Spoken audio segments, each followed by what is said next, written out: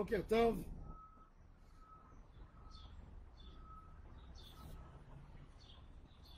Que ces paroles de Torah soient Leilui Nishmat, Shlomo ben Rivka, Leilui Nishmat, Gabriel ben Rivka, pour la guérison rapide de Moshe ben Rivka, Nissim ben Rivka, Daniel ben Rivka, pour la guérison de Eliyahu Hananel ben Od Besodi, de Moshe Raphaël, Nissim ben Kamil, pour la guérison de Daniel Tamar Atou Bet Fortuné. Dans notre paracha, on a l'histoire de Mitonenim. Mitonenim, c'est une partie du Ham Israël qui ne voulait plus manger la manne. Ils ont appelé la manne le pain maudit. Nafshenu katsa balechem akelokel azeh. Et ils ont dit, Ve'ata nafshenu yevesha. On n'a rien à manger. On n'a rien à manger. Vous savez, quand quelqu'un mange de la viande, le souvenir du goût de la viande, quand on mange, il faut avoir la même consistance de la viande aussi. Si tu manges quelque chose qui a le goût de la viande, mais qui n'a pas la densité de la viande, tu vas manger du beurre par exemple, et tu vas sentir le goût de viande, c'est pas bon. Et la manne se transformait à la densité de chaque fruit, de chaque morceau, de chaque chose. Et eux n'étaient pas contents.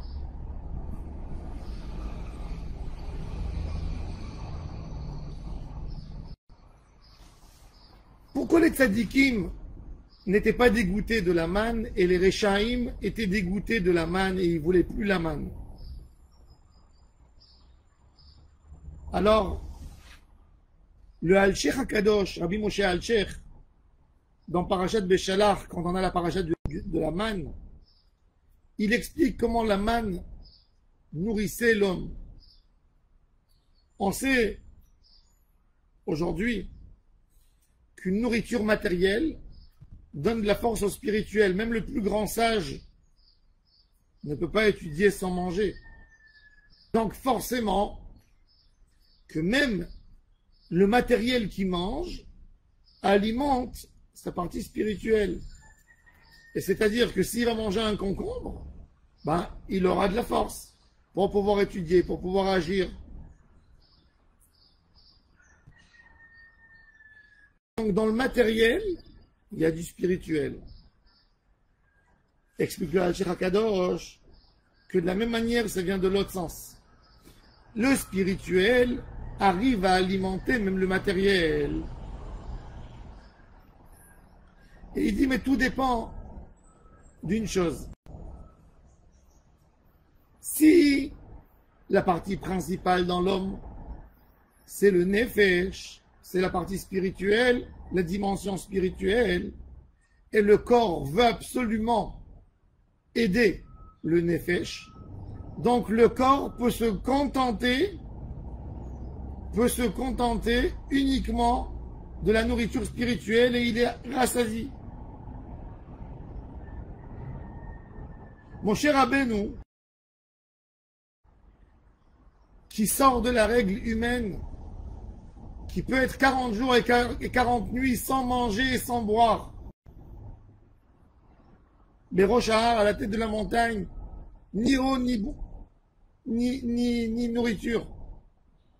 Lui, c'est grâce à Moshe que la manne est descendue pour Am Israël. La manne, c'est un cadeau qui a été offert à Am Israël grâce au mérite de Moshe Rabbeinu alav shalom. Et qu'est-ce qu'il y a dans cette manne? Il y a quelque chose d'exceptionnel. Il y a une force spirituelle qui peut alimenter même le côté matériel du corps. Mais quand Am Israël est tombé de niveau, ils sont dans le corps, l'âme a beaucoup moins d'impact que le corps, donc même l'âme a faim. C'est ce qu'ils ont dit, naf chez nous, notre nefesh, katsa balechem aklokel. Le pgam, il est arrivé au niveau du nefesh, pas au niveau du gouffre, pas le corps, l'âme qui est dégoûtée.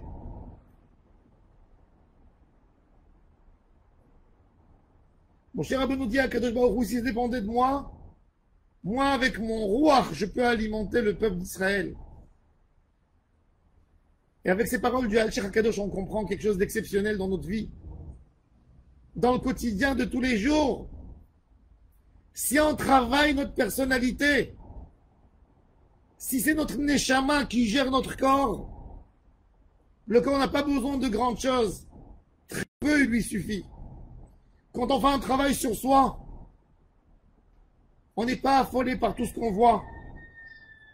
Notre neshama est tellement riche qu'elle nous donne un plaisir quotidien, chaque moment, chaque instant. Quand je fais la tfila, je me régale. Je suis l'homme le plus heureux du monde. Quand j'étudie une parole de Torah, mais j'ai tout, j'ai rien besoin. Là, les besoins du corps diminuent. J'ai plus besoin de me sentir bien si j'ai une belle voiture, d'avoir une belle voiture pour te sentir bien, d'avoir un très bel habit pour te sentir bien, de manger quelque chose d'exceptionnel, complètement suffisante pour alimenter ton nefesh. Il n'a rien besoin. Mais quand la personne baigne dans le matériel, et tout ce qu'il veut, c'est un désir matériel, c'est ce qu'il dit mon cher Rabbeinu, allo kol dgeayam. Ça ne suffit pas pour eux. Quand quelqu'un il baigne dans le matérialisme, même si tu lui amènes tous les poissons de l'océan, il a encore faim. Ça n'aide à rien. Un homme qui a des ta'avot, il peut jamais être satisfait de ces ta'avot, comme que la Mishnah nous dit dans Maseret Bava Metzia. La Gemara, en adam met v'chatzi ta'avato beyado. Quand l'homme tombe dans le Olam Hazé, quand le Olam Hazé, il est plus là pour nous servir, mais on a rendu un Dieu et c'est nous qu'on le sert.